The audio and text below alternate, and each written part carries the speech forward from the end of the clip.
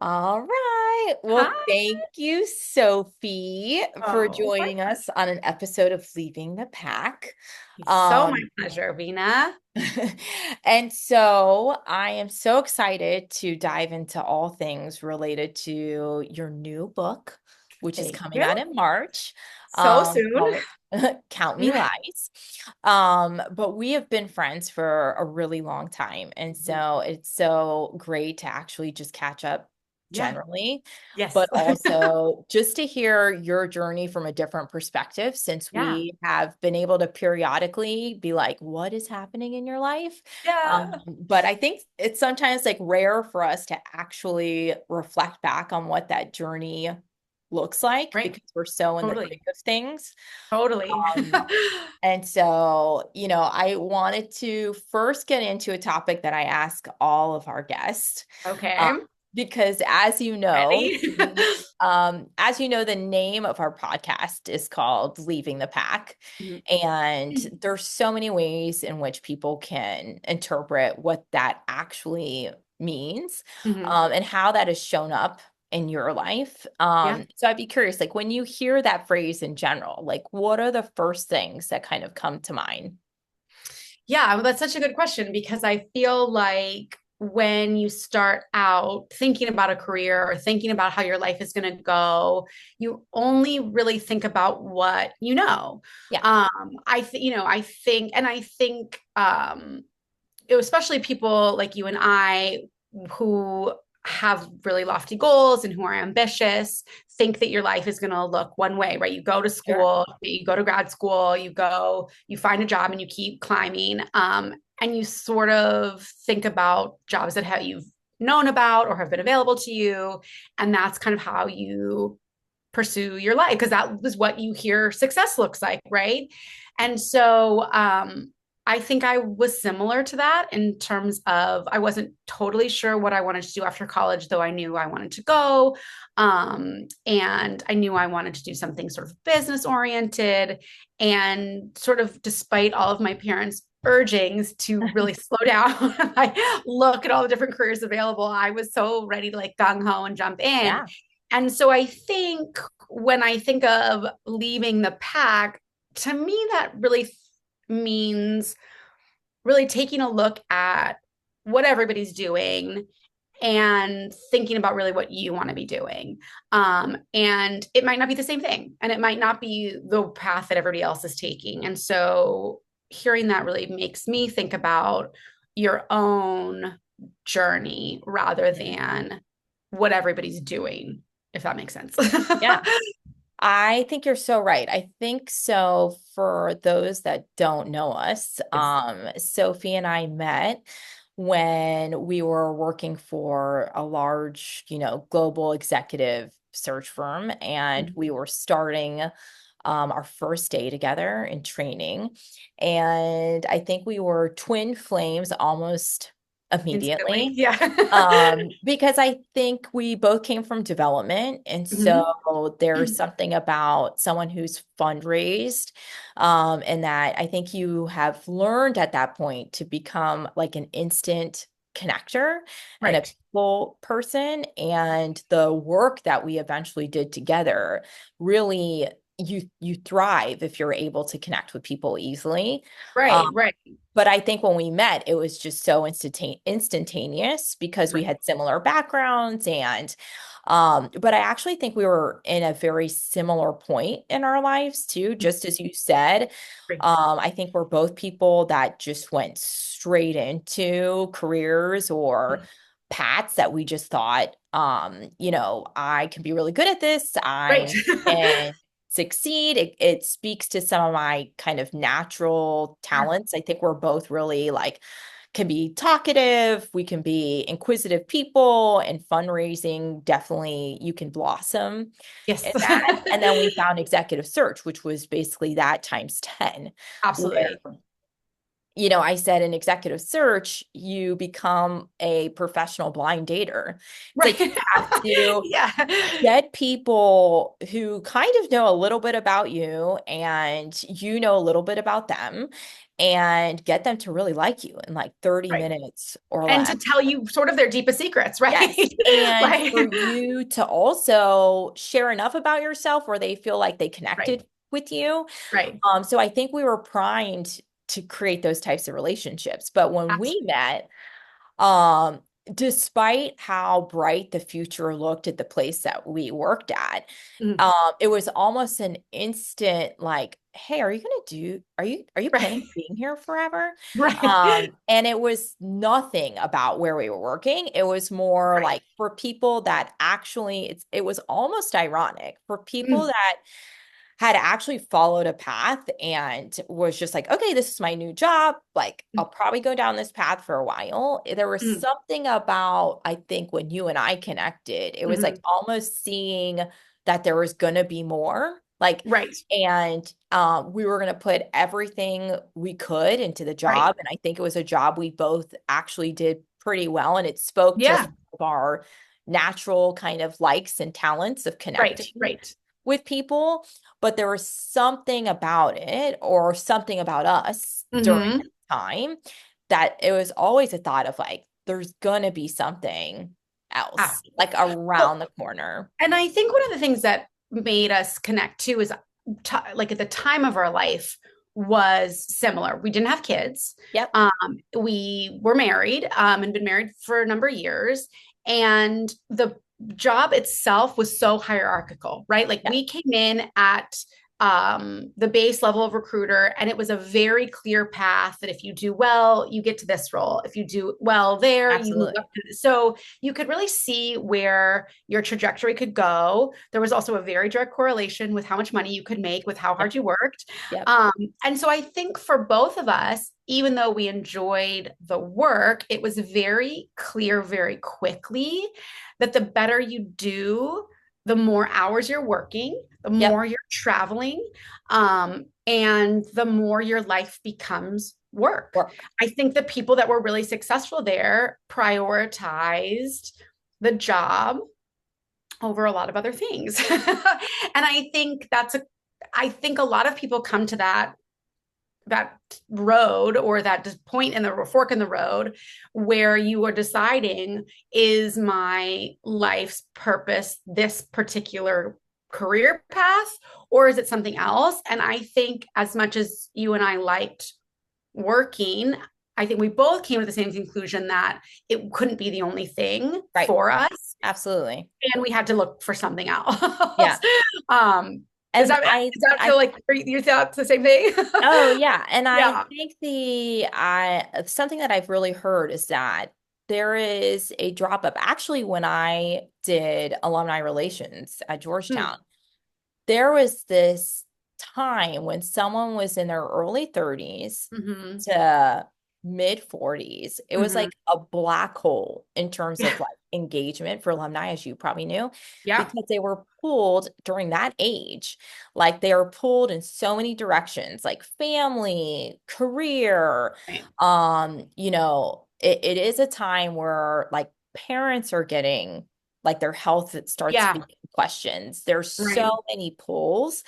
And I almost thought like I can just see down like the Yes. line of like Yes. how when all of these things that will happen Mhm. inevitably. Yeah. And I think we were both, as you said, like we were in long-term relationships that turned into like marriage and we had Mm. years under our belt. And so it Yeah. was only going to be natural that we would be thinking of like family is just around Right. the corner. Right. And then with that, like what type of parents did we envision ourselves being?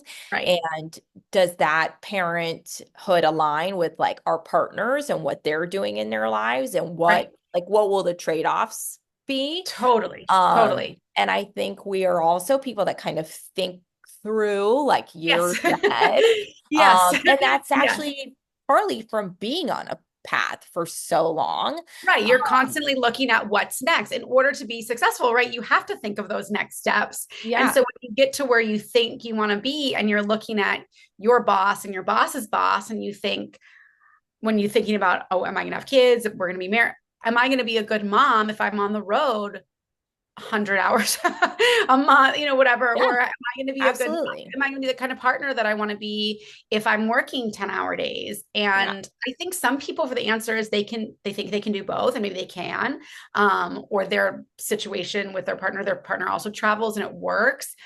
But I think I got pretty clear pretty quickly that I didn't have that capacity Yeah. and I would have to make a choice. And actually that's when I left the job, after I gave birth to my son.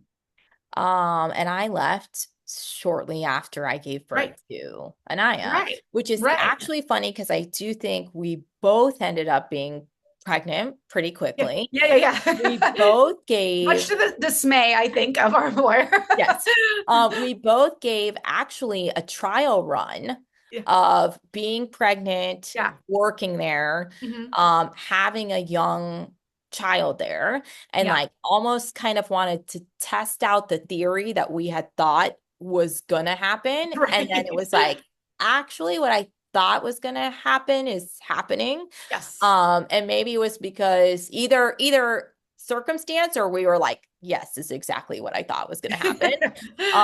But what I think is kind of ironic is, when you are on a path, at least you know the path forward, right? And I Right. would love to hear like when you left, as Mhm. did I, when I Mhm. left too, the path was like very unclear. And for Mhm. people who have been on a path for so Mhm. long, Mhm. um, it can be even though it's like, okay, well, now I'm settling into being a young mom with a young kid, and that is certainly something in itself that Oh, is for sure. 24/7. For um sure. for having been successful in a work setting of some sort, there's some kind of lingering like, am I going on this path now? Am I gonna merge, like Oh. make my own kind of way? And Mhm. when is appropriate now because I just left something so that I could Right. have this freedom. So Right. what were those like beginning days for you, or Yeah. years, weeks, whatever, like? Well, and I And think kind of in what, retrospect, because sometimes I know it's yeah, like a blur too. totally. And I think what's hard, especially in our culture today, is that often you find your worth is tied to the money that you bring in, right? Yeah, And what your position absolutely. is. And to say I'm now at home as a stay-at-home mom, which is, if anybody's done any sort of parenting, realizes is a full-time job. And Your kid the hardest job so on the planet. hard. There's still a sense, I think, of you don't have a job, even though absolutely you're not getting, yes, I'm not getting paid, but I certainly, my hours are being allocated in a very specific way for a Yeah, very long time. yeah. So There's I think something about bringing a paycheck in and saying, oh, I did this yes, work for here's this. how much I'm worth, Yeah, right? And when there's no paycheck, it's hard to do that. And I think that's just, a cultural problem and societal problem that we face today. But I think it really permeates into, your decision making in terms of what's next for me and what is my purpose now and where am I going. But I had been writing for a very long time, sort of always something that I had for myself. Since probably my early 20s. I had left a corporate job in my mid 20s that it was a terrible sales job that I hated. And I but I said, bet like, you're good at. I was great. It was a horrible job. And I actually was not very good at it because it was so terrible. But when I left, I thought I'm never going back to the corporate world. I can't do that again. I want to leave the pack. I want to be on my own. And of course, now that we know we work together, obviously I did go back at some Yeah. point. But I had never thought to myself, I'm going to be an author. I've always been an avid reader. It's something I've always loved doing. And after I left that sales job, I started answering Craigslist ads, and I became a ghostwriter for these two romance novels, and Amazing. which was very fun and very cool. And once I did it for somebody else, I thought, well, I could do this for myself. I should start writing my own book. And Um, what is, just for people that aren't familiar, yeah, like what is ghostwriting sure. So included? And you that, were an English major too, yes, right? yes, So I was an you've English major. been So when I, writing at least through college, like, right. yeah, Absolutely. And so, because I didn't really know what I wanted to do specifically after college, I thought, well, what do I like to do? I love to read, and I love to write. And so, I spent 4 years reading and writing. yeah, But I will say amazing. it wasn't creative writing. I did a lot of analytical essays, comparative essays. And so, there wasn't a lot of creativity. Hmm. Um, in terms of like the traditional making up fiction stories, I think you do have to be creative to be a reader and to be any sort of writer. But there wasn't the typical sort of I'm a creative and making my own things up. And did Fictional. you do any of that like on the side, or were you just kind No. of writing so much in college that Yeah. at some point you just like And again, can't do it I anymore? really thought of myself as a reader. Like I loved reading. And so again, All I think genres? all genres. I mean, like I love, a traditionally literary book, but I love thrillers. Thrillers are sort of my like, I wouldn't even say a guilty pleasure because I don't feel guilty about it at all, but I let my sort of what I love to read. I remember the house I was living in, the couch I was sitting on when I read Gone Girl for the first time, and like the big twist, it's Amazing. like seared in my brain. But I've since I was a kid, I spent summers like toting home big bags of library books, like That's locked in my room amazing. reading. So it just felt natural that that's what I would want to study. And so when I answered this ghostwriting ad, I thought, well, I know how to write. And what was cool about ghostwriting is you are given, at least in my case, an outline, a chapter by chapter outline of what you're expected to write. Obviously, you can ghostwrite for a lot of different things in a lot of different ways. But in this particular circumstance, I was given an outline of a book with here's what happens in every chapter, and I Oh, had to wow. fill it in. And it was so fun. And I think because I hadn't thought of myself as traditionally creative. Hmm. Um, I didn't have to worry about is this plot good? Is this character great? Because I was given those things, and then I could fill in all the fun details pretty easily. And I found that came really easily to me, and I had a lot of fun doing it. And so I thought, also the plot wasn't that complicated. I could come up with a plot like this. And so then I wrote my own sort of rom-com, and that didn't go anywhere. And that was and then I started writing a thriller because I thought, why don't I write what I want to read? When you um, say your rom-com didn't go anywhere, what does that mean? great question. So there's two sort of paths to being published. One is your traditional path, which is you find an agent who then sells your work to an editor. The editor is at a publishing house, and then the publishing house, Simon and Schuster, for example, where I'm going to be published in March, it then takes your work, packages it, and then distributes it traditionally through bookstores and online channels. And in that route, how difficult is it to find an agent? And like, where do Oh, you have, yeah, where do you yes, have to be kind of in your writing or in your, totally. like, is it complete books? Is it Yes. chapters? You know?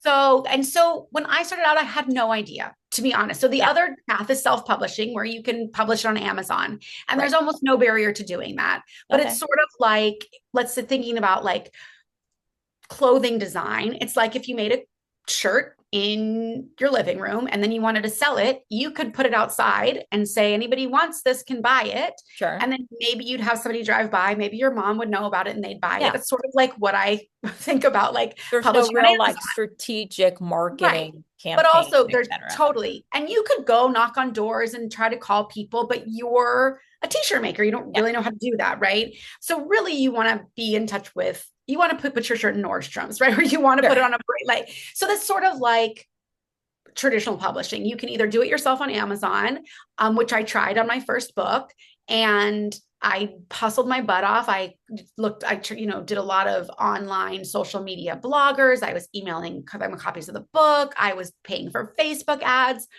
but I wasn't, and then in any way an expert in that. And I thought, this isn't really what I want to spend my time doing. I want to spend Yeah. my time writing. And this And is so then I all learned while having another job at the time. this was, yes, I had gotten into development at that point Okay. because Yeah. So this is also already like a Yeah, side thing. totally, totally. So after I had done the ghostwriting and after I started writing this my own rom-com, I didn't have any money coming in. And so I thought I need to, let's go back into it had probably been about a year or two at that point. And so was looking for more of a steady paycheck when I realized that publishing isn't a big instant paycheck that I Yeah. thought perhaps it could be. And so that's when I started looking more into and learning more about what does a traditional publishing route look like. And for fiction, you always have to have a finished manuscript. Okay. All Completely. totally completely. If you're writing nonfiction, interestingly enough, you can put together a proposal, Oh, a detailed chapter by chapter outline, and query agents that way. But that comes with its own certainly hard road to follow in terms of you have to pretty much be a subject expert, yeah. certainly if so has to be a really compelling subject. So perhaps while you haven't written the whole book, you likely have had all the research Sure. done to Yeah. be able to write the book. But so for fiction, once you have a completed manuscript, then you're going to be looking for an agent. And almost all agents have a way to contact them on their website for Oh, submitting to them because they are open to right. finding new voices. And that's a lot of how they get their new clients, looking for to anybody to submit their work to them. So typically they ask for a query letter where you sort of pitch your book in the most compelling way you can possibly to them. And then they have guidelines where some want you to send the first 2 chapters, some want you to send the first 5 pages, some Yeah. 50 pages. And so basically you are cold calling agents. Wow. And I'm probably depending just on, wondering, like, does this even go anywhere? Like, I've worked so hard on something. Like, are they yeah, going to read this? Or, that's so, like, how and many you people do you actually have to contact to feel like for your own journey? Like, how many yeah. agents? So what's really cool about publishing Count My Lies is because I've been doing this for a long time, I've had a lot of unsuccessful queries as well and Yeah. unsuccessful books. This is my first book debuting, but it's absolutely not the book that only book I've written. And it's not the only book that I've tried to get an agent for. When I wrote that thriller, when I said I want to write something that I would want to read, I spent a year and a half working, probably a year writing it or a year or two writing it. Then I started querying. I queried about, I mean, I would probably imagine anywhere from 50 to 100 agents. Wow. Finally, I got in touch with these 2 agents at a pretty big agency that said they were excited about the book and they wanted to work with me to make it better, which I was thrilled about. And we spent almost 2 years doing revisions and edits on it. Wow. The intention of then selling it, trying to sell it to an editor at a publishing house. But at the end of the 2 years, they said to me, I think you're really close on this, but we think we're not going to be able to sell it. It was a speculative thriller. It was like body swapping, which is a really hard thing to debut with. And they said, we really believe in you. If you write something else, come back to us. But we're You're just like, not sure thanks. how to. That was like 2 to 3 years of Uh-huh. like, and hope, right? There's hope And too. every couple months they were like, I think we're going to get close. I think we're almost there. One more revision. And to their credit, I think they made the book a lot better. And I had a lot of fun writing with them. But at the end of the day, they weren't able to see a way to really represent it. And I think that's what's really tough about finding an agent is you have to find somebody who loves your work. Oh, Um, absolutely. I was almost like finding a boss who loves your work. Right? It was Yeah. like you need to find somebody who's willing to take a chance on you. And And even through that editing process, you were working somewhere else too, right? Were you still in development? I think I'd started working as a recruiter. Oh, no way. I think by the time that I think I connected with the agents before I started the recruiting job and then continued writing and editing and revising while we were recruiting, Which is um, no joke because we work which is no joke. a ton and But traveled a ton. and traveled, but I will, but what's funny is looking back, we didn't have kids at that point. You Oh, sort of and like, oh my God, yeah, of course I had looking back time to to do any it. time in which we didn't have kids, I'm like, what did I do with all my, I know. yeah. I wrote a book. Oh, you wrote a book. Good for um, you. but yeah, well, and I think But I think that part of it was helpful is filling the pockets of time that I did have with something that I was excited by. And I Mhm. didn't know that it wouldn't pan out, right? Like I didn't Right. know Of you're going to be working on course. this book for 3 years and it's not going to go anywhere. Had Yeah. I known that, I don't know if I Right. would like to think I would have still pursued it, but I don't know. Yeah. Um, but And yeah, is I mean, that book done? Like, that book. So even though they didn't So I ultimately. believed in that book so much that I went out with it to try to find another agent. And I Yeah. found another agent. And the agent for that book, so I just started again. I queried another 50 or 70 agents. This time, one wrote back and said, I love it. I want to champion it. I want to take it out. Wow. Which was super exciting. I thought, no, I thought it might be dead. It wasn't dead. Yes. And we took it out like September 2020, which was in the heart of COVID.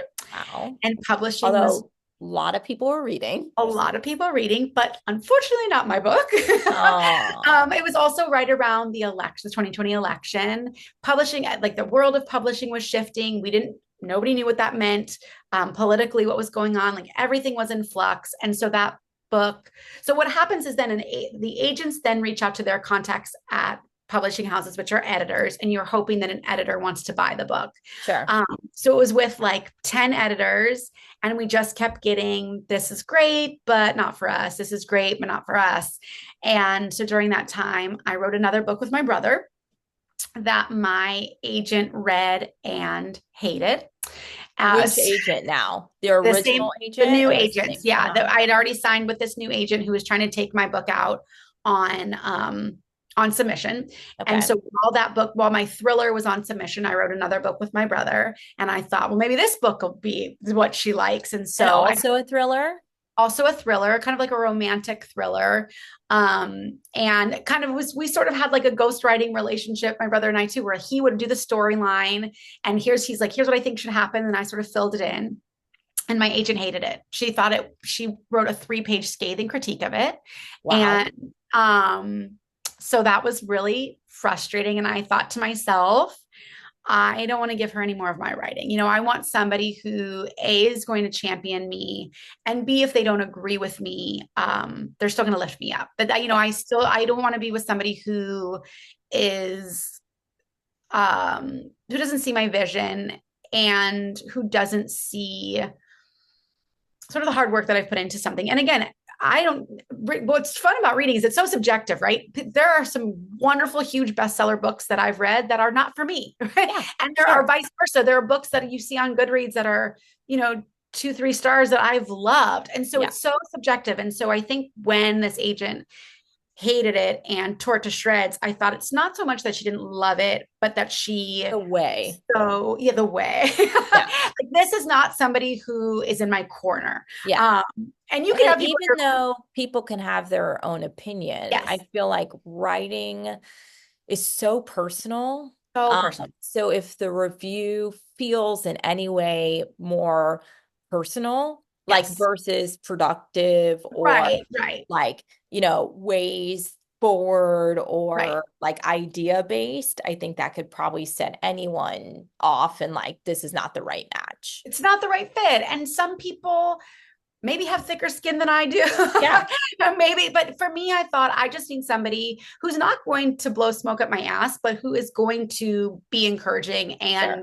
and motivate and again be on my team. And it just didn't feel like that style of relationship was working for me. Yeah. So And we what was that like between you and your brother? Like not only writing, but then getting that kind of critique yeah. after putting in so much work? Like was that kind of done for him in terms of like, Yeah. not only like, should we work together, but like, am I Right. going to write anymore? Like, what's his own feelings around that? Or at least to the extent that you know. Yeah, no, it's a great question because he and I are really close and he has a background in screenwriting. And so for a Oh, long time amazing. he wanted to do screenwriting and write movies, but I think that's even harder to get into than publishing. Yeah, And I think, I will say what was cool about that project is it was so much fun to do together. that's And so great. I think despite her reception, because we also had what we call beta readers, where people read early drafts of your work to get, feedback and to make it better. We had some really enthusiastic beta readers, and so people really enjoyed the book. And so I think that pumped us up more than the criticism took us down. course. For me, the Yeah. criticism was like, well, this isn't the right working relationship, and maybe this isn't the right book, but we were still excited about the process. And so I think also writing a book can be really daunting, right? Like so many people, when I say I've written a book, they're like, I could never. Never. And Yeah. I swear to you, you could. Yeah, I promise you, you can. I mean, if you sit down and write 100 words, 200, 300 words a day, you will have a book in a year Wow. and a half or 2 years. It really, you chip away at it and it happens. And so I think sort of for my brother, this was the first novel that he had worked on. And so I think for him, it was like, oh, I've helped to create a novel. We've done this together. Amazing. I can do it again. And so Yeah. now he's pursuing his own novel writing instead of, Oh, no which is super way. cool. So instead of outlining novels for me to write, he's writing his own. It's like, well, if That's I have the amazing. story, I'm going to do it. So he's actually on his own query journey as well. And is But I he think what also was in the same genre, like thriller? he's kind of more of like a crime procedural. He likes sci-fi. So we're sort of not really in the same space, which is kind of nice. Yeah. That we Yes. don't feel like there's a direct Yeah. competition. You don't Um, want your agent being like, you know what, I so would have, but we yeah, just took but I this other just book. signed yeah, totally. Totally. And so it's not like we do not write apples to apples. It's totally different, which makes it fun. But I think for him too, because he had seen me get the first agent or the first pair of agents that I'd worked with, he'd seen me get the second pair of agents. I think he thought sort of like, oh, it's a piece of cake. We'll just get another agent. We'll just get it. Um, yeah, it's like, we'll just do it. And so I think that also was sort of illuminating for him that this isn't just write and people will come. It really is something you have to work at and keep writing at. And so this was now, as we had my speculative thriller, we have this romantic thriller that I'd written. So now that's two books that I've written and queried and have gotten nowhere with. And so I then And wrote, within how many years are we at? Like so 3 or 4 that's now years we're like collectively? 6 6 years, years. I want to say Yeah. even. And Uh, all working too. yeah, all working, all working until no, that's so I would say when Beckett was born and I left our recruiting job, I was still working on the speculative thriller. And Okay, got so, you. and I thought, oh, this is going to happen for me. Yeah. Or I like thought, almost I need this to happen yeah, now. totally. Like, Yeah, and I know I can't work. I know I can't perform as a recruiter and be the kind of mom that I want to be. sure. So I'm going to leave recruiting. Um, but I think this goes back to your original question of what did that path look like? I think I thought, well, I'm going to make it. I'm going to make it today. I'm going to make it next month. I'm going to be a writer and get paid for being a writer soon. Um, but so I think that made that transition a little bit easier, knowing that I had something that down the line I was hoping would come into fruition for me. Which Um, is really interesting though, because I would yes. say any creative outlet, even though you were getting interest, right? Like Yeah. it still had not come into fruition No. before you left, right? It was, No. but you had enough interest and enough desire to actually pursue it. Like it made you feel good, you enjoyed the Yes. work. But in Yes. some ways, like you had to like manifest, like I am going to make this work. And I think with something creative, like it can be like the idea of like having to make something work. Like, does that also like how does that interplay into like a creative outlet? Like, do you Yeah. start like when you were writing and stuff and thinking like I've got to make this work? Like, Yeah. does it become where like, okay, I have to write every day or because Yeah. I have to make this work or like even when you're thinking of like a Yeah. plot twist, like, Right. okay, can I sell this plot twist? Right. Or did you really try to like take out the That's a good business question. side of it, and just let Yeah. the creative like juices go and then deal with that?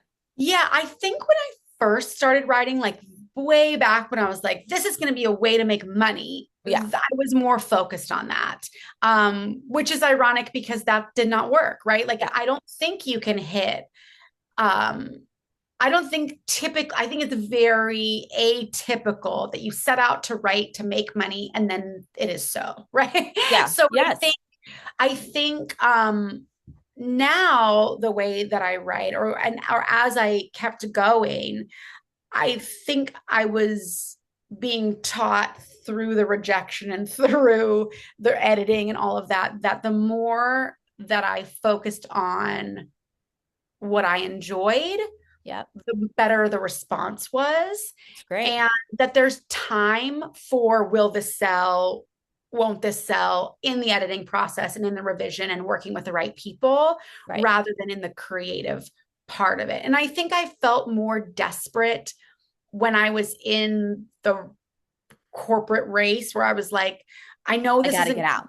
I got to get out. I know this isn't going to be forever. Like, how do I monetize this? And in some ways, when I had my son and I knew I was going to be at home primarily with him, it's also was a little bit of a weight off that I don't just have this writing. I'm also a mom, and that's really the important thing Yeah. now as well. And so the writing is a nice to have instead of the what's going to get me out of the corporate race. Right.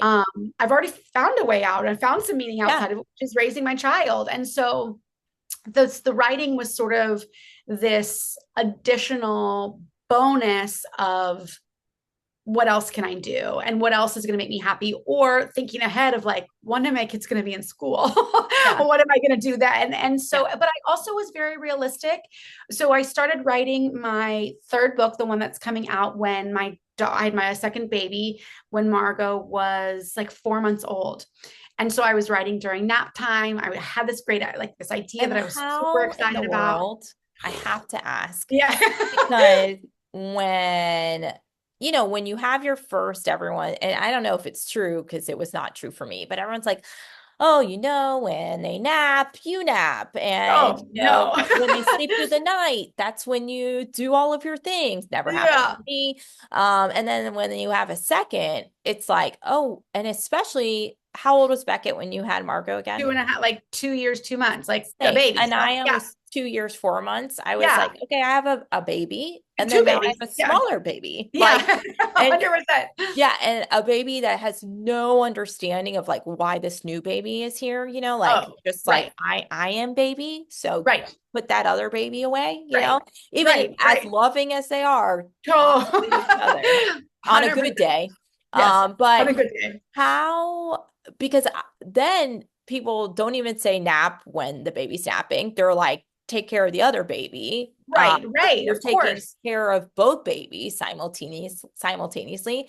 Where on earth did you find time? Dina.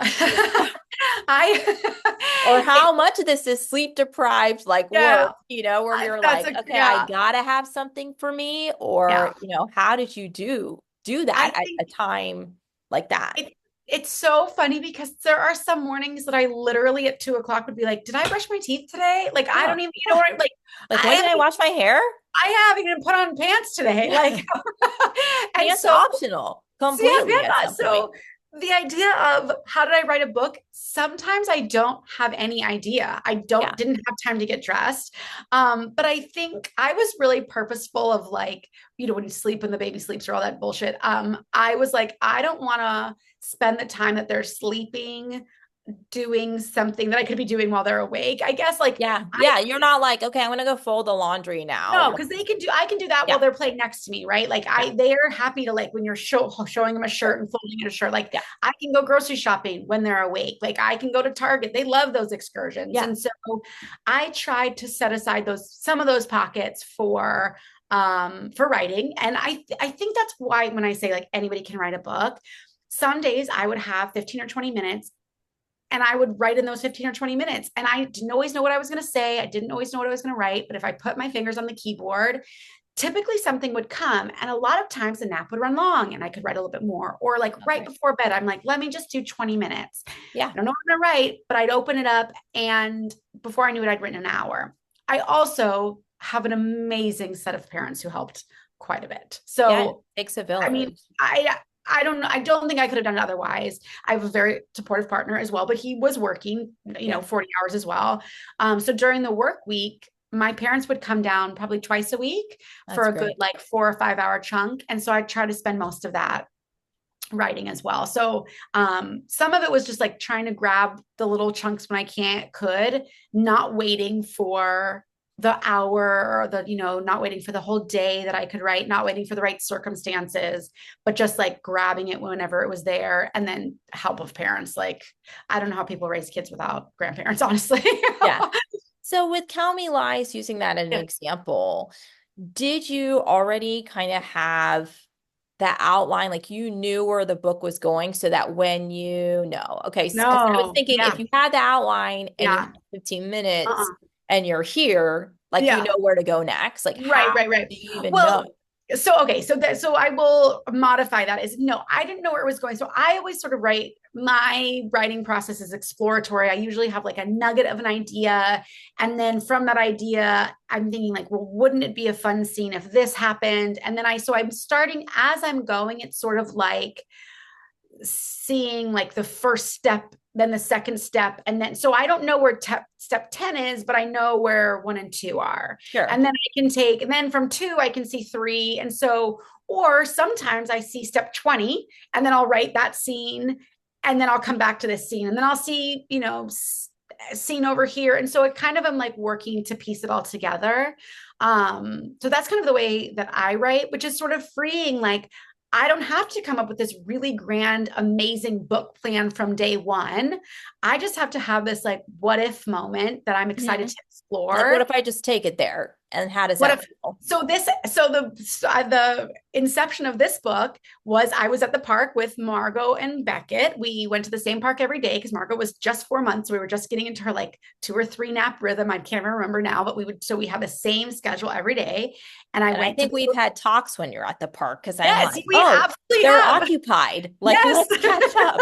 Let's take our, like, they're on the swings, they're going Yes. on the slide. And so it was the tail end of COVID. So the park that we went to, it's like this little neighborhood park in a couple streets down, and it's fenced off. So I usually know everybody who's there because they're all Yeah, neighbors. But COVID was made it pretty bare. And sure. one day there was a woman there who I'd never seen before. And she had 2 little kids, similar ages to Beckett, actually, like little 2-year-olds running around. And so because we were the only 2 people there, we started chatting and like totally hit it off. I thought she was like so wonderful.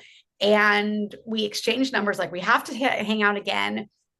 And Which, as we by were, the way, is such a oh, either it never mom or happens. women like Yeah. dynamic of like, I just love you and I really I, don't know why. And we're gonna exchange. And then like you can see the scene of like your yeah, kids playing and your best totally, friends and we're gonna be at the totally. park. Yeah. But you think it's going to happen more often than it does, right? Yeah. Like you feel like, oh, we're both moms or Yeah. we're going to Our connect. kids And are then like, similar ages. Like, totally. And then all of a sudden you're like, oh, you're not that cool. Or like, we didn't really. But that wasn't the case with this woman. Like, we just really loved each other instantly. So when she left and I left, I had this like really creepy thought of like, oh my God, like, what if we got along so well because she already like knows things about me? Like, what if she already saw me on Instagram? And what if she already like, what if this why wasn't, did that dawn on you? I don't Was know, it because because was the I was sleep connection so deprived. instant? I think because I was sleep deprived. Yeah. Well, thank you to the children for the Yes. inspiration for Count Me I mean, Live. I think your brain just does weird things. And I think I was so like, well, was she so Almost so good to be cosmic. true? Right. Yeah, And so that was the idea for then the book. Like, what if that is there's a so crazy. character who's like so desperate for connection that they would lie or that they'd make something up and like and I'm a terrible liar. And so I loved the idea of like somebody who was so well versed in it that they could naturally just say whatever they thought somebody wanted to hear to get them to like them, which was just so I had this like very beginning idea and thought, I think it'd be really fun to write about. So I only So knew are that. you friends with her anymore? Yes, she's like my best friend now. That is so Yes. funny. So she Yes. must be almost floored to hear that like your meet cute, it Yes. was Yes. the Yes. reason that, Yes. and that you thought there's a chance that she could be a little crazy. It And took me a little while to be like, Liz, I'm writing a book based on our meeting. Like, whoa, is Yeah, this a rom-com? Because yeah. that wasn't what this was And meant to be. it's funny because she read it really early on in the process. And she was like, "Do you think I'm like?" I'm like, "No, it was just the inspiration." She was really funny. And so, no, but she's now delighted that That our is meeting so funny. landed a book deal for me. So from so two questions. Yes. One, for those, that have not had the chance to read the book because we Oh, just previewed it a little yes. bit. Yes. How would you like kind of quickly describe it Yeah. for those that Um, have not had the privilege of reading it? Of course. So Sloane, the story is about Sloane, and she is a compulsive liar. She lies to be liked. She wants to fit in, wants to feel special. So feels like the best way is to say what people want to hear. So one day she meets this dad at a park. His daughter has just been stung by a bee, And a and she's very crying. attractive dad. Very attractive dad, which certainly plays into her interest in Yeah. intervening. But she wants to help. And so she, in order to endear herself to him and to help and it not seem weird, she tells him that she's a nurse and she can help. And so she helps take the stinger out of his foot. And this sort of parlays into an opportunity to become the family's nanny. She meets the mom, who is just as attractive as the dad. And sort of to her Sloane's surprise, she also has an instant connection with the mom and becomes fast friends with the mom. And she becomes really quickly embedded into their life. Though soon she discovers that she's not the only one with secrets and that while she's lying, the family also may be lying. And the rest then is up to the reader to discover. Oh But it yeah, was a lot of fun absolutely. writing. Yeah, it was a lot of fun writing. And it's been, and so that was the book that I then landed my now agent with. And she has been sort of the champion that I've been looking for my whole life. And so How she was long my did call, that yeah. process take you? Like from the inspiration of meeting Liz at the park Yeah. and Margot's 4 months. Yeah. That gets Margot's what, 4 months, 2 years and 6 months. months? Yeah, 2.5. So it took me about a year and a half to write the first draft. I Okay. finished the first draft when Margot was about two. Wow. And so, writing in pockets of time Yeah. takes a long time. But at the end of 2 years or the end of a year and a half, I had this book. I had my Which is mom and my 322 30, pages. 30, yeah, something like that. Yeah. And so, yeah, it's not short, Yeah. about like 90,000 words. So, yeah, I did a lot of like 90,000 words divided by 300. How many words a day? How many days is it going to take me Yeah. to finish this? Was it And the largest book you've written at that point? no, no. I think so. All my books tend to, I think, run around that Yeah. like 80, 85 to 90,000 words, kind of like a sweet spot for thrillers. Yeah. Which good enough time to like build up the Build. tension, kind Yeah. of play it out, and then do your reveals and stuff. So and then I gave my book to my parents and my brother to read it, and they gave phenomenal feedback. And I rewrote the second half based on their Wow. suggestions. That took another 6 months. Yeah.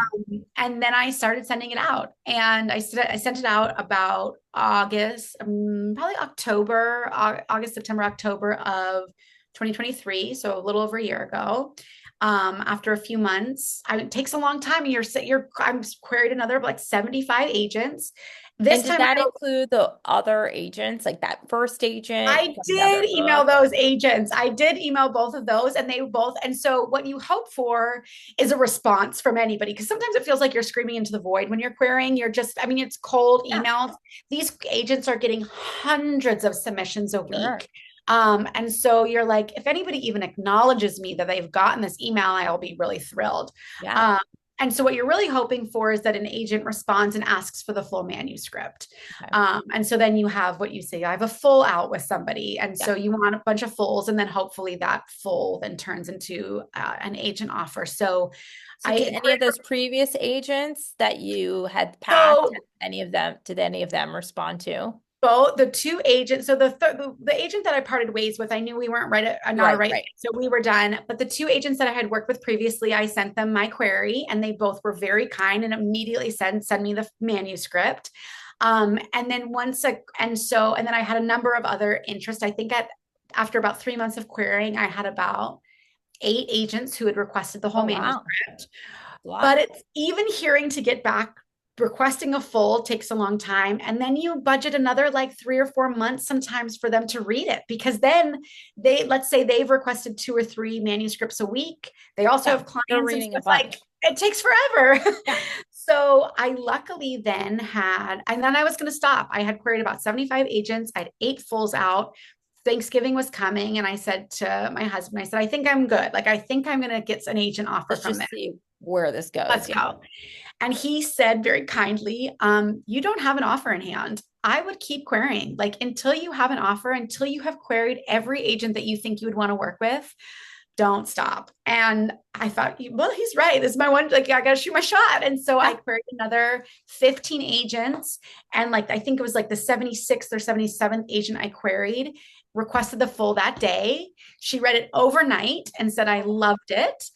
Oh, And I wow. want to offer you representation. And so then I was able to go back to everybody who had it, and you give as a courtesy, you let everybody know, I've had an offer. If you'd like to read it, you have 2 weeks.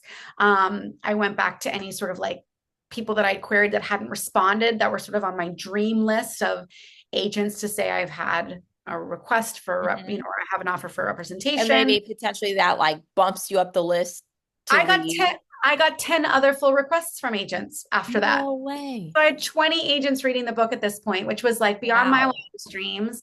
One at an agency that was really my sort of shoot your shot Yeah. agency. They represent Liam Moriarty, who does Big Little Lies. I mean, and countless books that I Just devoured at admire some and point. love. Yes. And so that's, the question is, how do you know which agents to query? I queried a lot of agents who represented books I loved. Yeah. And so one of the agents at this agency responded that she wanted to read it and read it. And she now represents my book. And she was sort of my dream agent. And Wow. it was, so here we are. But That she is really changed unreal. everything for me. Yeah. And so what did that moment feel like when you knew, Oh, like, I have finally, after, close to, so actually having read your whole life, yeah. majoring in college, navigated different jobs, leaving jobs, then doing multiple books and not, Yeah. getting to where you want. Like, what does that moment feel like for you?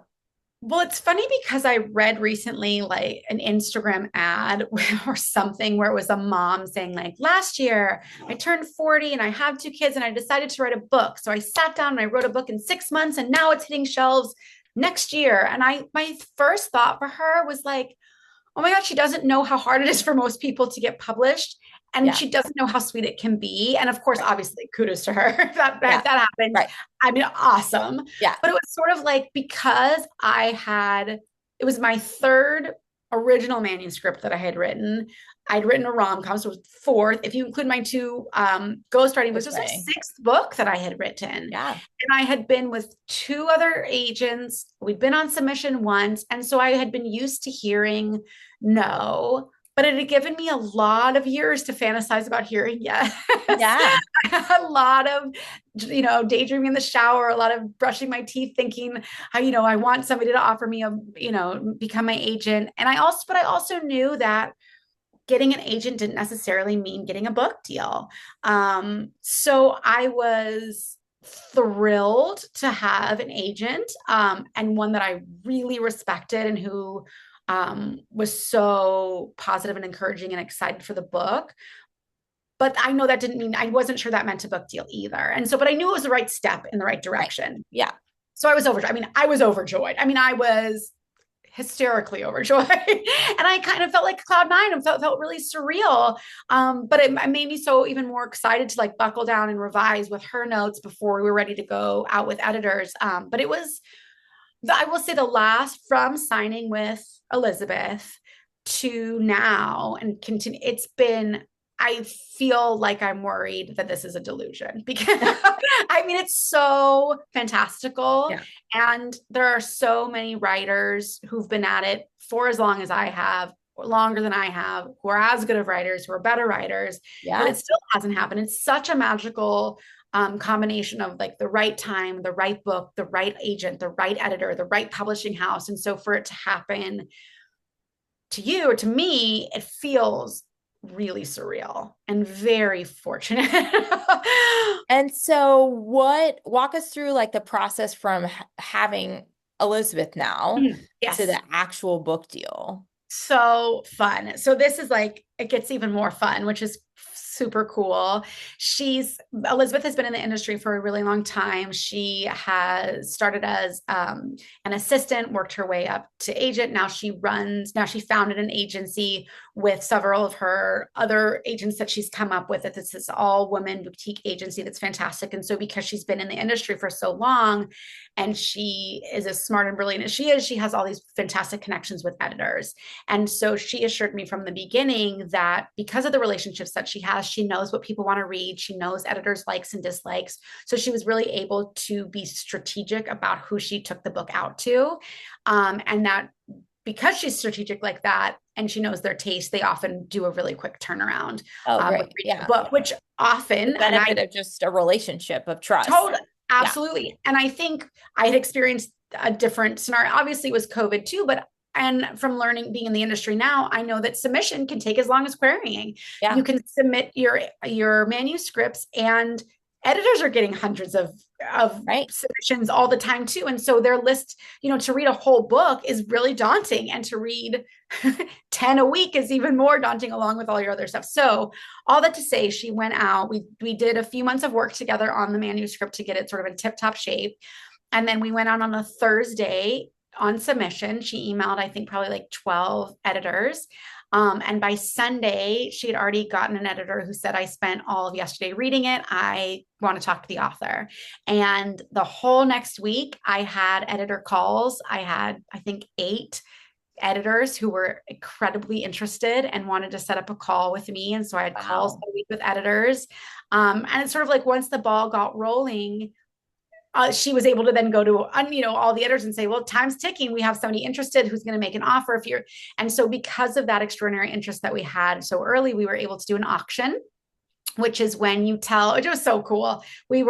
She was able to say to all of the interested parties that this was the Tuesday after the second Tuesday after the Thursday we went out, so like 10 days later, she said everyone can submit their offer to buy the book, and submit your best offers. And so everybody submitted Crazy. Gray's offer. Like, So I get 8 offers on the book, which was, that is I so was, insane. in tears by the end of the day of just gratitude and disbelief. And so we had 8 offers, and then we had another round of auctions. So, but that night we made a decision, and we ended up going with Gallery at Simon and Schuster, to imprint at Simon and Schuster, which has been And just this so was how long exciting. ago at that point? That was last a year ago. It was Valentine's Day last year. Best So Valentine's Day best gift Valentine's Day ever. ever. And what's really fun is when usually an editor makes an offer,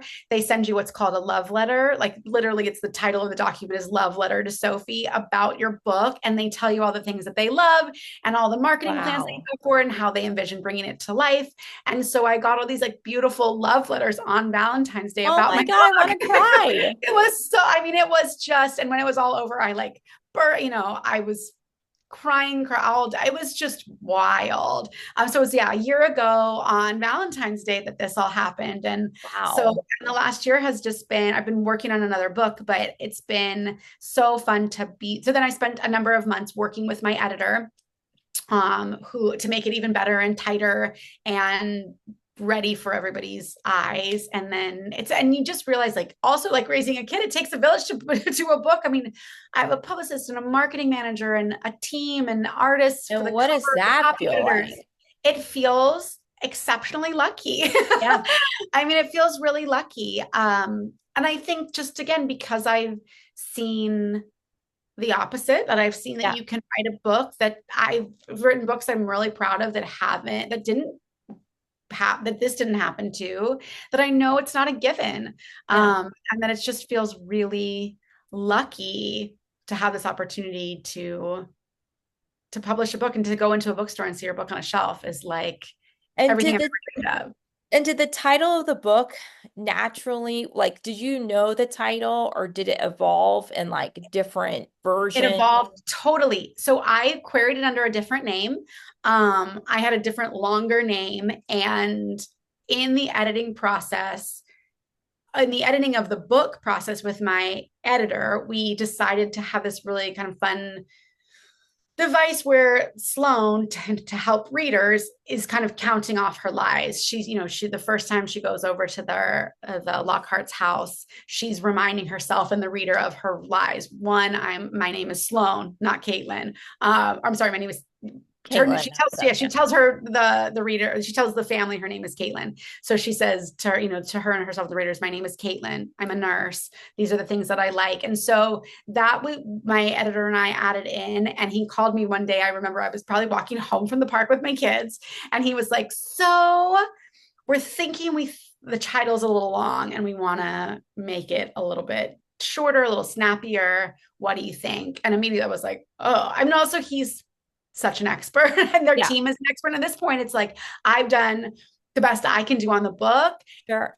I trust you. Like, I trust Yeah, what you guys think. And immediately it was like, oh yeah, that makes sense. yeah. So it just really, so it was an evolving um, creation. And then also like the book art, like because Yeah. I was show because I have it right next to me, Yeah. The which fingers I crossed. yeah, like how does that like how many versions does that take? Is there They, just like I loved it immediately. Like oh, everyone, but you maybe because also in having kids too, yeah. it's like when or if they lie, they think if they do this, Yeah. some kind of like forgiveness, Yeah. and it's Yeah. usually hidden. That was like my immediate Totally. thought. And it almost takes when I thought about it, of course, maybe because my own perspective as kids, it makes it you almost like empathize. Like it's Yeah. almost like they're lying, but they kind of don't want to, but they know like Right. they want forgiveness, like built-in forgiveness, Yeah. but I I was so curious, like how long does it take to get there? Did you even have like a vision for that Yeah. once you Well, I got the name?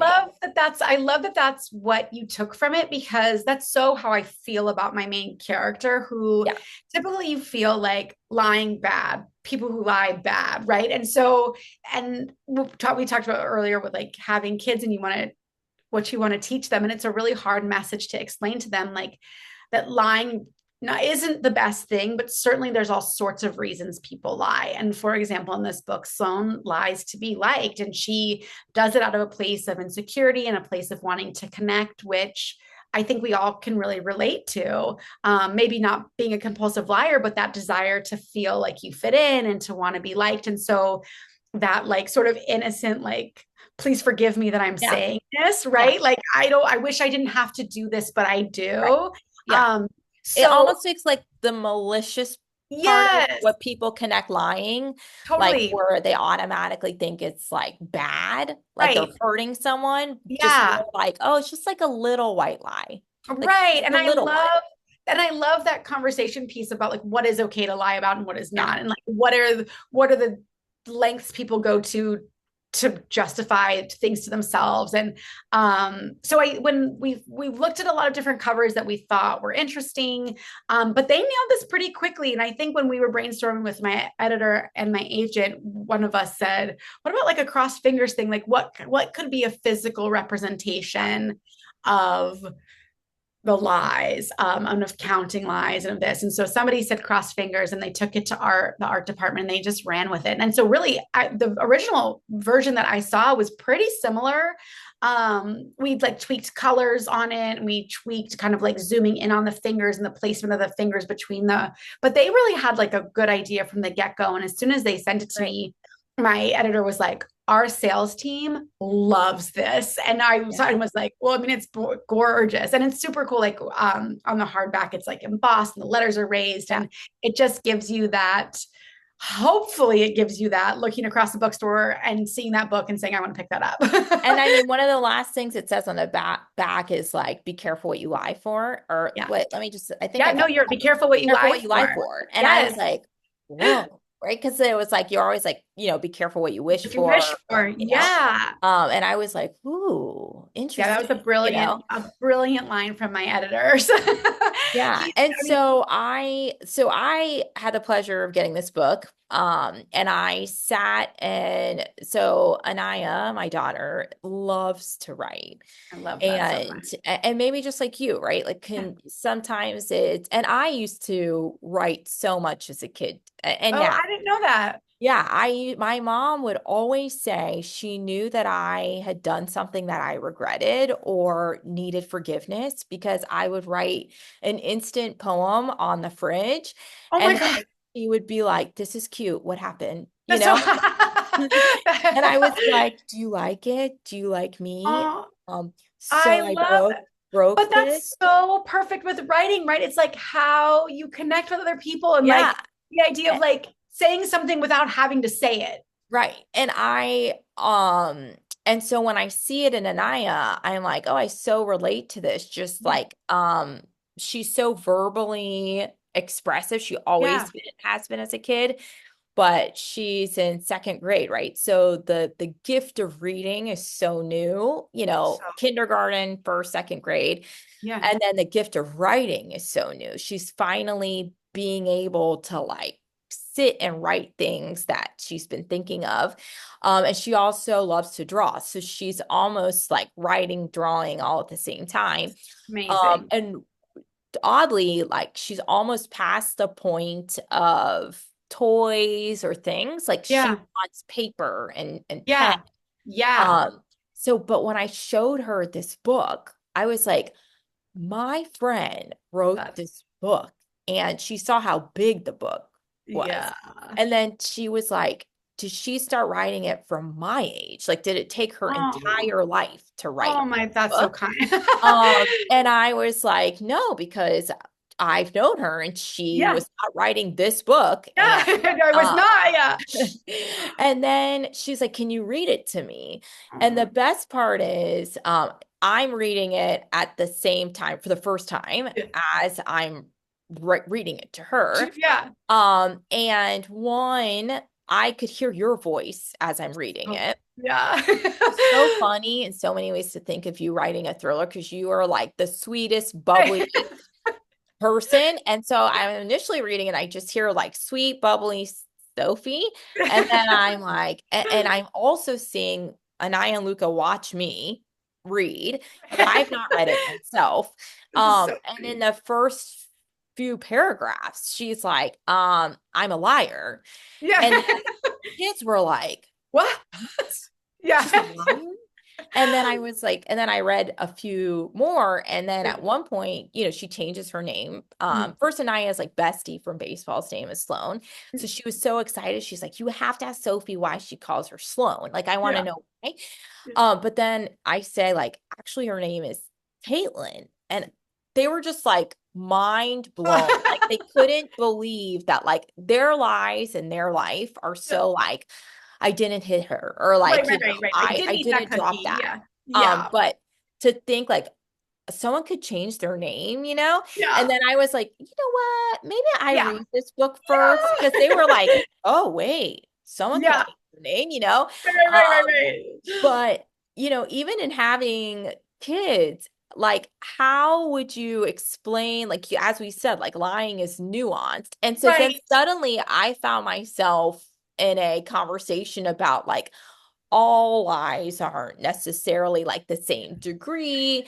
And, Right. sometimes people lie and you don't even realize, but it's to impress other Right. people. And then we got into this like philosophical conversation about like, I want you to be authentically you. Like, Right. like don't feel like you have to lie about things. Right. But and actually, like when you look around, I think the thing that probably people will really relate to this book is that there's so much like keeping up with the Joneses. Like there's so much maybe with social media Yes, or absolutely. pressure that we put on ourselves, or you see like they're doing that. And then when you're asked, do you fib just a little bit? Do Well, you say and it just a little starts bit where it starts like that?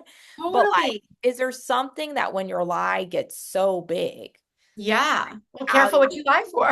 yeah, but like, how do you even pull that back? Like, how do you kind of explain that to kids that Yes.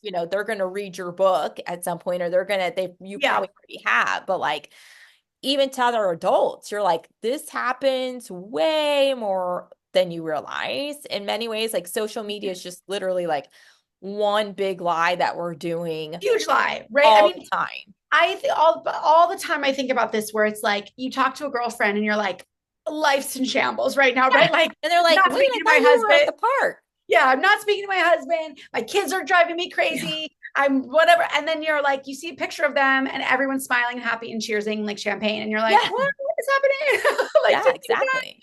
But it starts, I think, I do think it starts when you're a kid, this pressure to like, I remember too, like, you're on the bus and people are like, when did you get your first kiss? And you're like, oh my You're like, God, I haven't been kissed yet. And so you're yeah, like, do I lie? Do I say that I've been kissed or do I like yeah. all these, like, or even like, you're in a conversation with somebody and another adult at a dinner party, and they're like, "Oh, I was at a concert last weekend and I saw the so and so's. You know who I'm talking about." And your immediate reaction is to be like, Yeah, I know, absolutely. even though you're like, I've never heard those people. Why did And I then they're not? like, what's your favorite song? You're like, oh my You're God, like, you oh know the one shit, I yeah, can't remember. But yeah, like, all their stuff. And yeah, so you kind of like this. There's this natural knee jerk reaction to please and to fit in, and I'm not even saying that that's all bad. I mean, we're this human, we're a human, human. like a social pack of animals, right? You want to be. So speaking of the pack, like in Yeah, some ways, it's safer to be part of the pack, and you absolutely. want that. And but I also remember growing up with kids, like I specifically in high school, and even to this day, like friends or friends of friends who don't always tell the truth, but you like them and you're not even sure why they're lying about certain things. And it's just like, oh, that's my friend. They like aren't always truthful. And you kind Yeah. of just take what they say with a grain of salt. And Oh, I yeah. just think it's so, we all know people like that where you're like, Yes. And yeah, they're like still in our lives. they're still in our lives and we love them. And you're like, but so I just am so fascinated by that. And I think it's so new. And I think, like you said, with social media, it's even more heightened. But it's like everything with when you teach kids something. Like I'm hoping my children won't read this until they're in high school, but I think talking They're about gonna read about it before they're enlining. going to read about Yeah. and talking and so yeah, so I think it is an interesting conversation. Like, how do you explain lying as the nuanced thing that it is? That's a good question. I don't think I've answered that totally with them. And I think my son at one point was like, "Look, count my lies. This is about a liar. What is?" And I like sort of like a quick like, "Well, she's lying to be liked. Like if you can, there are some lies. If you don't want to hurt somebody's feelings, that you can say a small lie I is know. okay." And then it's like, is this a slippery slope? It is a slippery slope, but it's also part of being a human being. Like you Yeah. can't. I mean, they made that whole movie when we were growing up, Liar Liar, with Jim Carrey, right? Where Yes. it's like, if you tell everybody the truth about everything, it's gonna also not great. Like Yeah. there are some things that it's important to keep back or to say in a way that's maybe not totally truthful. But I think that's what made this book so fun to write, and then like to read back is like you things aren't always black and white. Yeah. Most things aren't black and Absolutely. white. And so even like social media that we feel like, and it's awful, right? Yeah. We all still like love it, right? Yeah. Yeah. And I'm like, I like, will swipe and I'm like, lie, right. lie, lie. But Like you I know what saw me? her, she hated Totally. that party, lie, Yeah. lie, but I'm like, oh, but this part looked fun. Totally, totally. So I think like even the things we know are bad for us, we still do and still get enjoyment out of. And even when we know, so I just think like it's a good introduction to the complexities of being human, right? So would you say Sloan is like a compilation of people like or characteristics of things that you've seen, or is this like your alter ego? Is there Oh yeah. is there, like a development of a rich character? Like Yeah, often you may have seen like windows of them in real life. Like in definitely. finishing the book, was there obviously we know it Yeah. started from a meet cute with now your Yes. new Yes. bestie, but like, how, like in looking at her, do you feel like it kind of just represents a combination of people or just Yeah. or symbols of people too that you've seen? Yeah, I think my agent one point had a good line of like her being like an anti-hero, right? Where it's like somebody that you're rooting for that you didn't expect to be rooting for. And so I think, are there pieces of me in her? Absolutely. Like it's hard to not write a character without drawing on like what you would feel and what you would think. Are there things that she doesn't think that I totally disagree with or that Yeah. I think is kind of batshit? Absolutely. But I think that that's what makes somebody well-rounded and kind of like pulling, thinking of what would this person's life look like? What are her likes and dislikes? Some of them might align with like, what does a 30-year-old New York who's single feel? Like, how did I feel when I was single? When I saw my friends who weren't single, how did Yeah. I feel when I had a shitty job? Like when I just graduated and I saw people with better jobs. And so, like, kind of layering in what someone would feel like, maybe not necessarily me, maybe somewhat of me. I'm like to make a lot of jokes and I try to inject her with some humor too. I think it makes it more fun to read. So I think it's sort of a compilation of how I view things or how I view other people's experiences, how I interpret what somebody might experience if they were in that situation. Yeah. So kind of, yeah, like a compilation. And then sometimes that comes out in the editing process where it's like more refined, and maybe squeezing some of me out of it and putting some more of her Right. into it. But it's hard I not was to be. thinking Yeah. like going back to us being professional blind daters for a Yeah. very long time, both Yes. in fundraising and executive search. There is so much finessing of the truth that happens. Yes. And Yes. it's based in truth. Yes. And in Um, goodness, like, and comes from a goodness. good, yeah. How many times have we told people they didn't get the job and they Mhm. are very successful on their own, or Mhm. despite Mhm. all their accomplishments, they are not as qualified as others to even apply for Mhm. something. In fundraising to connect with donors, it would be, at least for me, like a lot of enthusiasm for Mhm. their passions. And I just read about them like an hour before the Right. meeting, like, Right, right, right. or they'd be like, do you know so and so? And I'm like, yeah, Yeah. course. And I like Blame them, after the right? meeting, I'm like, oh my God, like if I have to Yeah. have it again. But I'm just curious, like, have you ever thought about like even that, how your personal, even your career, That's brilliant. like moved into this character that That's so brilliant. I yeah, don't know if I had thought of it in those terms.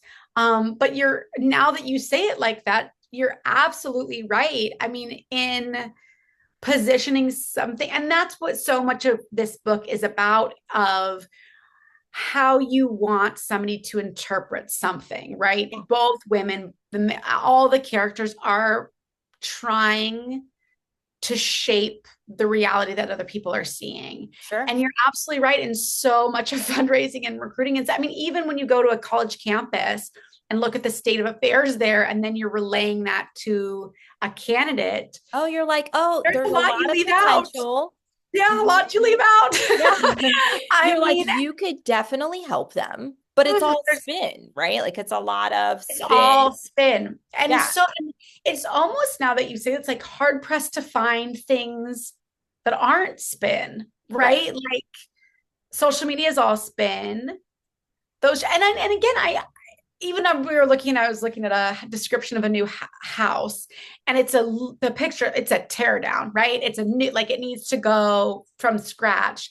And the realtor writes like, yours to make your own touches. And it's Yeah. like, nah, what? And so, By the way, you're gonna have to break down the walls and yeah, you have the to have, foundation and yeah, you start need from a scratch. $500,000 cash budget for this house, like, because Yeah. it's going to go, you got to rip to the studs. And so I think, and again, all it goes to speak. I don't think everybody's being nefarious, right? It's not nobody, but it goes, even how you look at your day at the end of the day. Was it a shit day? Was it a good day? Is kind of All perspective. how Yeah. you perceive. Yeah, and so, and some of it is a little bit more calculated than others. Yeah. Um, but I think it's sort of where your intentions lie. And like, where are there things that you're purposely leaving out? Are there things that if they knew it, it would, like, are you hiding things that would change somebody's perspective? And so, but I think it's such an interesting question about, yeah, what is fate? What can you take at face value anymore? Yeah, I What's was just authentic? thinking like when you were talking about meeting, just because it came up, but meeting Liz and having this like instant connection that, crazy that it inspired Right, your like first book that's coming out published. But and I'm sure you may have experienced, I definitely did, but being like a young mom, being in the background also pursuing like a career where there's no path, right? Because even for me, as you went into writing, I went into building a right, business right, where there is no clear path and there's a lot right, of indefiniteness and right, maybe there's not a paycheck that you feel like will immediately reflect like the work that you're doing. right. But also during that, you are coming into your own as a mother. Yeah, And like the pursuit of finding mom friends is such an interesting one because you do when you're, at least for both of us, I think, we lost adult conversations because we stepped out of work. yeah, Our partners were in really their own stressful jobs yeah, too, and wouldn't be fair to be like the only complete outlet. right. We probably have both like a variety of friends that either were already moms, but their kids are older, or Yeah, like friends that weren't moms yet. And so it's yeah, like kind of you don't want to always be drowning them in like right, the right. trials and tribulations. Yes. Um, but then also, at least for me, there were moms where I would meet and I'd be like, wow, they have everything together. And like, I don't know if we're really gonna bond because like I Right. really want someone I can talk to. Like, And be honest with the struggles, right? Because there's exactly. so many in those early years and still Yes. And then now. I was like, there's these people where I'm like, oh my God, like I think we might pull each other down. Like Right, we're right, right, both right, like right. way too in it. Right. And then there's that sweet spot, which I'm so glad you found, Liz, and probably with others, where it was you know, like we can really be ourselves. Yeah, We don't have to like sugarcoat right. like the day, but they Yes. know when you're sugarcoating, right? They'll see it on Right. Insta or whatever, and Right. they get that that's like almost part of like the job. Right, Um, right, right. but it was interesting, like what was that like to you? And like you were doing a lot of things simultaneously. Like you're a young Yeah. mom, you left your path, you're Yeah. pursuing something that's like very creative. Yeah. You were suddenly at home also with Yeah. kids, needed to take time to write, but Yeah. you couldn't just leave the sense of community that you wanted to. Like, Right. what was it like for you and all of that? And then like Yeah. also, um, how did that flow into your relationship with Jensen or Yeah. your partner? Like, Yeah. because you know, we were both with people that were with us like way before. Yeah. And like We're not the in, same anymore. and in work and no children, and then work Mhm. with children, then deciding not to do that. Like all those decisions like directly impact them as Yeah. well. So like I guess twofold is like how did you find kind of Yeah. community within that murky time with Yeah. almost also not Yeah. lying to yourself, Right, like right, right, becoming right. just like, oh, everything's so great and Right, right. book and like, and then Right. also having a partner that's like, cut the BS. Like, Right. I know where Right. you're at and all your decisions also affect us and Right. our family and our future too. Yeah, I think I'm still looking for, still adding to the community and trying Sure. to, it kind of shifts it. I think what's hard in those early days too is that you're beholden to this child who has these very specific needs at very specific times, and you're beholden to a nap schedule and a lunch schedule. And so you can't just, you sort of think, oh, I'm going to have this stay-at-home mom tribe and we're all going to be doing the same things at the same time. And that Yeah. doesn't really work out either because they're napping when your kid's not Yeah, napping, or every you're like, kid's different or their home and life is different and totally. And like, and so I think there is a lot of, for me, there was a lot of isolation in the first few years, and And that COVID. certainly compounded by COVID. And then, so yeah, and I think it becomes, the difference between a father and a mother becomes very highlighted, and even more so when you become the stay-at-home parent. Yep. Because then, if you're both away during the day working, and you're both coming home at the same time for the same thing versus somebody who's been with the kids all day, Yeah. setting up a routine, getting to know your kids, it's like, and it's a hard pill, I think, for your partner to swallow, saying like, well, even though I've been working, like I'm just as much of a parental figure as Sure. you are. And it's It's like, just a you different are, experience. but Yeah. it's different. And it's like, and I know them so much more deeply because I've spent time, 40 more hours a week with them than you Yeah. do. Yeah. And so I think the way men and women are built in responses to parenthood are just different. And I think that becomes so much more evident when you have kids, Yeah. and then when you have a parent that's at home with the children, because they're just having that more FaceTime. And so navigating that change, I think, was really a big challenge for us. Yeah. And I think doing that when you're lonely is hard too. Of course. Yeah.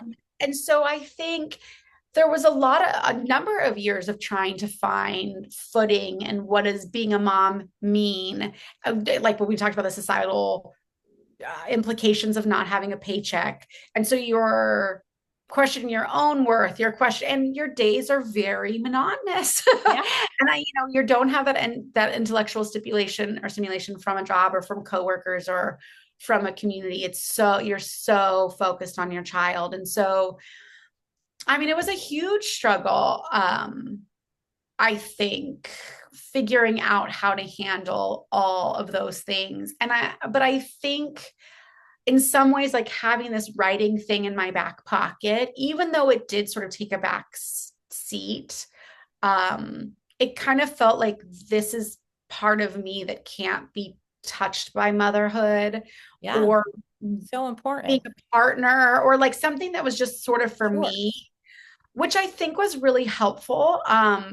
Which is, I even struggle saying that because I think that it's absolutely okay to just be focused on being a mom, right? Too. Like I think like you 100%. don't need to be writing a book or drawing a paint or doing a painting or a pocket, like to have worth. Period. So Absolutely. I don't want to in any way muddle that if you don't have that, um, that's a problem. I will just say it helped me. I think it really, as somebody who's sort of type A, who likes to know where the future is going, who doesn't like Mhm. uncertainty, having something for me without it having the pressure of it needing to go somewhere was really helpful. And it reminded me when you said it with Anaya, who she's starting to write and she's loving to draw.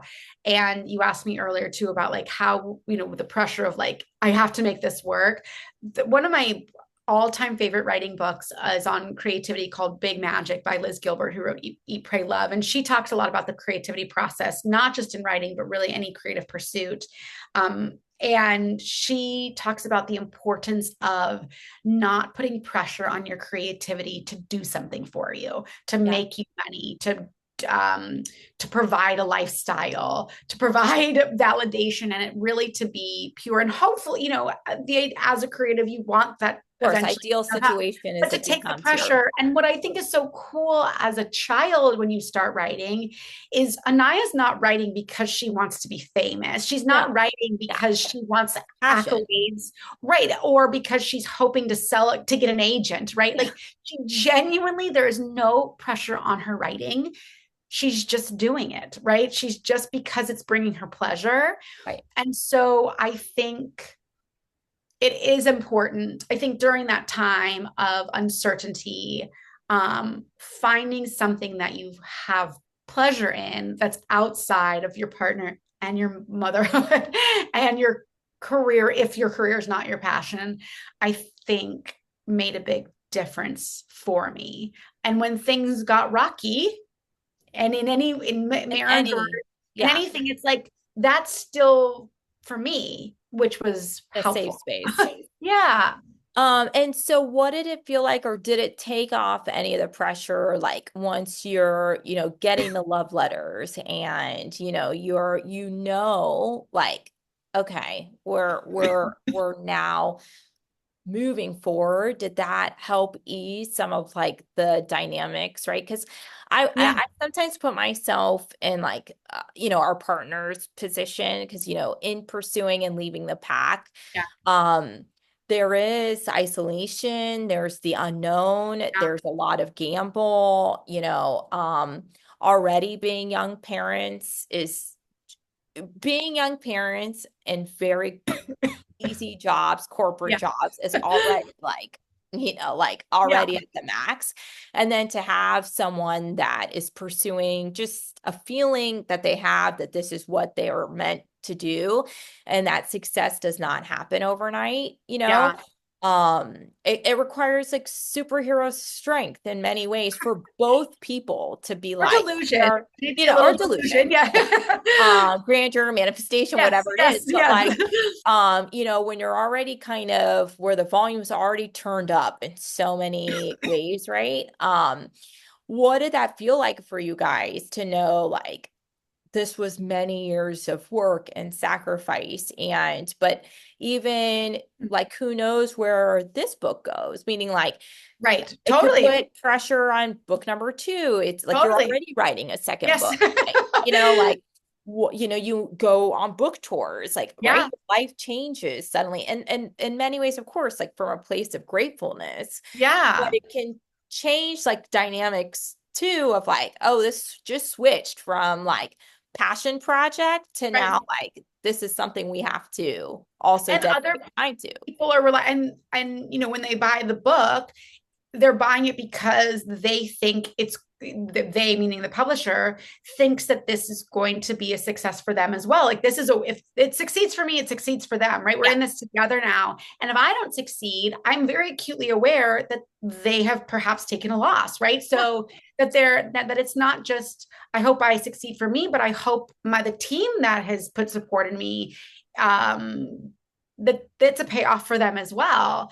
And interestingly, right before, as I was querying, I thought maybe I should start looking. My youngest was about to go into TK, and Margot's not far behind. And I thought maybe, I should look at going back to, we live in Southern California in a really expensive state. Yeah. And I was being acutely aware that my husband was going through a really similar experience in terms of wanting to leave the pack too. He's been working for tech companies for a long time and has had a dream of being his own boss, starting his own company for a number of years. Yeah. For a long time. And he's also been, doing the necessary prep work for that while supporting the family.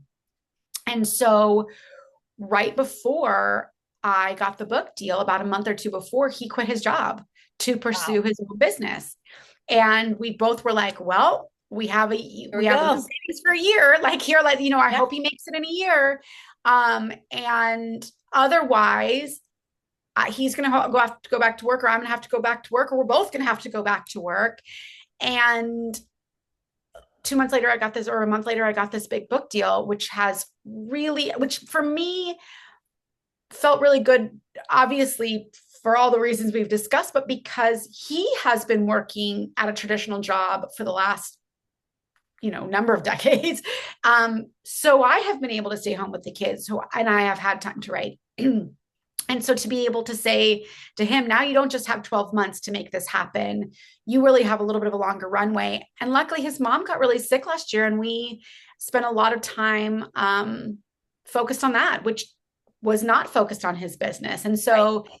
had the book deal not come in, he might have had to go back to work earlier than he'd wanted to, before feeling like he'd really given a fair shot, or I would have had to go back to work, which I would have done happily. But I think there's also the dynamic of, who's the breadwinner. It's just, it's all complicated and all nuanced. And so but I will say it made it a little bit sweeter knowing that this book deal then also allows my husband to continue pursuing what he's been hoping to do, which is start his own business and give him the runway to do like a little bit of a longer runway to do that. But certainly with the understanding of everything's impermanent and Yeah. hopefully that this book will be a success and this will keep going and this is a career for me, but knowing that nothing's promised for you. Yeah. But and just as you said that like when you had a creative outlet, knowing that there was the pressure not to monetize Yeah. quickly, like allowing that for him, Mhm. and knowing just like you have a little bit more of a runway here to just like Right. create and do what you really hope for Right. instead of like, okay, we've got a year. Like I need to And a like, year, with two I'm kids gonna too, it's like this, right? yeah, it's like, You yeah, I blink. don't even remember what happened yesterday, Right, right, more right. than anything else. But like, Totally. I think that's amazing that you both have decided to leave the pack in many ways, but Yeah. at such a tricky time for anybody. But Yeah. I think seeing your success too, and just kind of sticking to something that like follow your passions and let that guide you. And then even if it doesn't work out the first, second, third, whatever Right. time, Right. like and for many people will never work out, right? Like they could Right. write a million books and never ever get published, but That's if they're doing what they love, that and if it's not about monetizing, then right. it's just the pursuit of like a passion of theirs. Right. But I think that takes a lot of bravery too, because like rejection for anyone can feel so Hard. personal. It does feel um, personal. Rejection for a creative outlet in which you spend every day kind of putting time to, Yeah. and then still pushing through that. I feel like really applaud you for Oh, really, thank you. but for doing that all in the context of Thank you. being a new mom, like COVID, your husband also finding his own footing, which you would, of course, want him to personally Right. also feel fulfilled in Sure. his own pursuits. And then, like, modeling all of that for your kids who are constantly watching. I think it's something to be so proud of because I think when they get to an age in which they can understand, like, you will Right. teach them so many lessons about, like, when a door closes, like another one might open, or like you never know what will happen, like pursue your Right. passion. Right. It probably may put pressure on them too, that like, like pursuing passions, But like will lead to something, but I think that's good pressure. And I think yeah. you found like a very type A way to be type Right. B, like which is like the sweet spot. Um, Right. but my last question, Yeah. in the love letters like you received for Mm. book, Mm. I'm sure that felt so Oh, surreal. so So surreal. getting that. But what would you like? I so think back, like, reflecting on where you've been and being a parent and all of the being a partner, being a wife, a daughter, a friend, a mother. Um, Mhm. and now you have like years of experience behind that. But like, what would you tell young Sophie? Like, if Oh. you really could write her a love letter, like about, what would you tell her in terms of like, uh, you know, chartering paths that not everyone has done. And, Yeah. and maybe it's like similar to what you would tell Margot, but, or Beckett, but knowing what you've kind of gone through and really Yeah. have faced many things that you just didn't know that and you still are like, but Yeah. you are just starting like Just that starting. road. But what Yeah. would you tell young Sophie who just was like an avid reader among books and books about, Yeah. That's what such a her great, life looks that's like? such a good question. I think like I think nurturing the willingness to try different things is so important and to not feel stuck.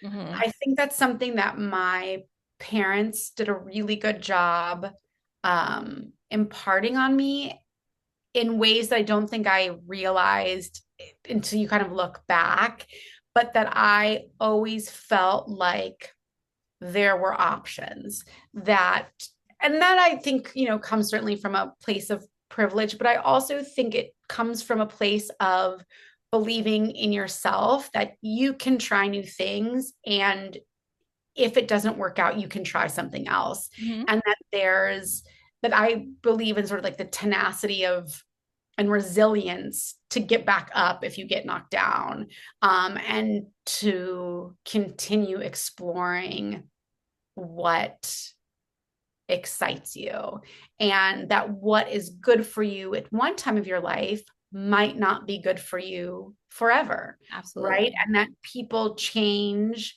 and it doesn't mean while you were doing it, it was the wrong thing, but as you evolve, your interests evolve and your expertise evolves and your strengths evolve and your um so I think the really just the nurturing of willingness to try things, and that allows really opens so many doors, because you really don't know where something's going to lead you. And so I think that's what I would continue to just encourage in my young self, of be bold. Yeah. Right? Be bold and be willing to embrace that uncertainty that feels so terrible in the time, in the moment. And really, I mean, isn't that true? Like, I mean, do you feel similarly, like that it's so hard to not know where things are going to go, and it feels pretty terrible?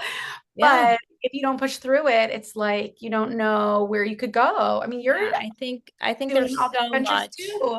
Yeah, there's so much of like just having kind of the faith in yourself that Yeah, it's also okay if things don't go how you right. thought they were going to go, but like Totally. at least you could sit with yourself and say, I pursued it and I pursued it with everything I had, and I Yeah. didn't let the first no, the 10th no, the 100th no, um, you know, like derail me, but I also know when to stop and maybe it's not Mhm. for me and I can pursue something else. Like there's Yeah. such a world of possibilities, but I think as long as you stay true to like what makes you happy, And then, as trite as that might sound, it's like right. you will find a way Well, and to. trusting yourself, I think too, right? Like I have started a lot of different ventures. Yeah. I mean, I have had a lot of different careers, and I have a lot of different interests, and I've had a lot of different explorations. And a lot of them have not stuck, right? I mean, I didn't know that writing would stick, but you kind of have to listen to when, like you said, when knowing when you're like, the passion has fizzled and this isn't for me anymore, and hearing yourself say, no, I'm going to write another book, or I'm going to write another day, Yeah. I'm going to see where And this that's goes. okay. And that's okay. It's okay to let things go that you're not interested in. It's okay to keep going if you don't feel done with it yet. And so I think some of it's like just trusting in yourself, in knowing when you are done and when you're not done, Yeah. and so And I we think, like you said, like having a really strong group of people yeah, with you um that just trust in you too and you trust in them, yes, and they become like your new pack, yes, but they're with you, like even yes, if you are charting your own way, yes, they're behind you, and I yes, think that's so important. um totally. but Sophie, thank you so much for Dina, chatting about. I'm so, so proud of you. I could not thank be you. prouder to call you a friend and to really have seen like your path. And I also know like it's just beginning and I Oh, can't thank wait. So you. we're gonna have to do part two, three, four Yes, yes, yes, when yes. you're doing workshops and you're on your 20th novel. But for everyone listening, you have to get Sophie Stava's Count My Lies. Comes out March 4th, right? March 4th. Yes, March 4th. Mina, I could talk to you for 100 days. So I can't wait for all the part twos, threes, and I fours, but would love that. We're going to round table talk with a bunch of people soon. So we're love going to do it. part two, three, four. But thank you again. And then until next time. Until next time. Bye, Vina. All right. Bye. So.